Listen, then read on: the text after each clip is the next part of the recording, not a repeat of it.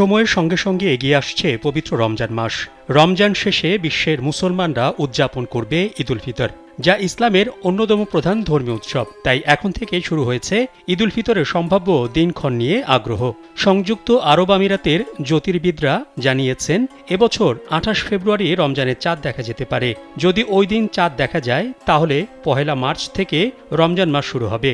রমজানের মাস ২৯ দিনে শেষ হলে ঈদ উল ফিতর পালিত হবে ৩০ মার্চ। তবে যদি রমজান ৩০ দিনে পূর্ণ হয়, তাহলে ৩১ মার্চ ঈদ উদযাপিত হবে। এদিকে ঈদ উল ফিতর উপলক্ষে সংযুক্ত আরব আমিরাত সরকার সরকারি ছুটির ঘোষণা করেছে। দেশটির নিয়ম অনুযায়ী রমজান ২৯ দিনে শেষ হলে ৩ দিন এবং ৩০ দিনে শেষ হলে ৪ দিনের ছুটি দেওয়া হবে।